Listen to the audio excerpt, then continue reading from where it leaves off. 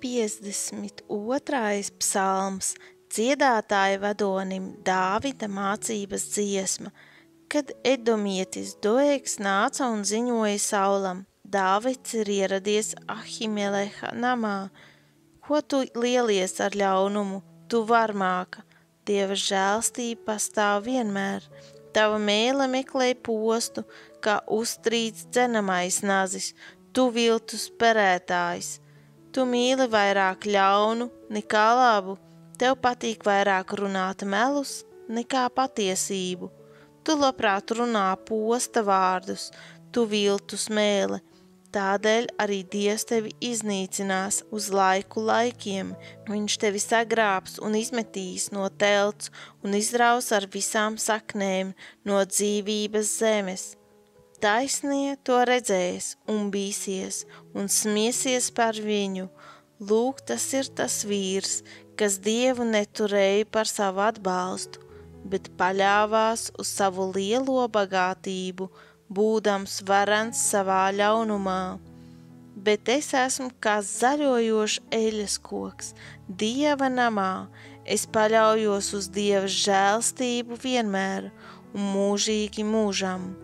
Es tevi teikšu mūžīgi, ka tu esi to darījis, un daudzināšu tavu vārdu, jo tas ir laipnīgs taviem svētajiem. 53. psalms dziedātāja vadonim Dāvida mācības dziesma uz stabulēm. Ķeķi saka savā sirdī: Dieva nav.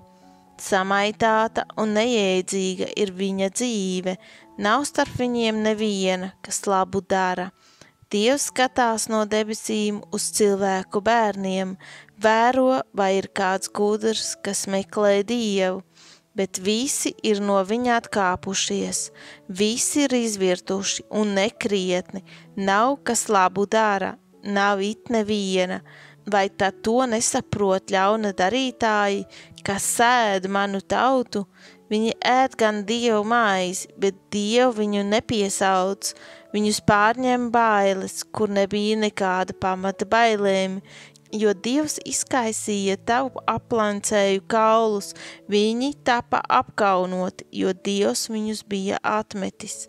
Ak, kaut jau nāktu no Ciānas Izraēlam glābiņš, kad tas kungs grozīs savas tautas likteni, tad līksmosies Jēkabs, priecāsies Izraēls.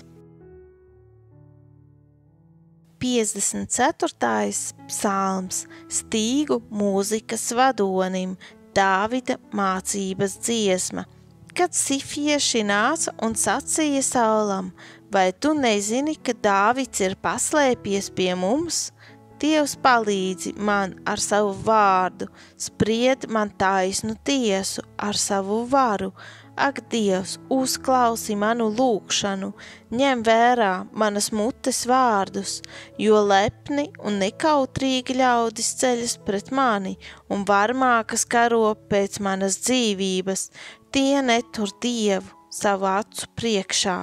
Redzi, Dievs ir mans palīgs, tas kungs ir tas, kas uztur manu dvēseli, lai krīt ļaunums atpakaļ uz maniem ienaidniekiem, izdeldē tos savā uzticībā, tad es tev nesīšu upurus no laba prāta un slavēšu tavu vārdu.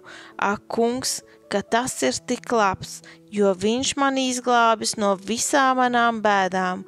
Mana acs ir ar prieku noraudzījusies uz maniem uzveiktajiem ienaidniekiem. Būšu pateicīga, ja abonēsi Ikdienas maizes kanālu, kā arī neaizmirsti nospiest īkšķīti uz augšu pie katra video. Tiekamies drīz!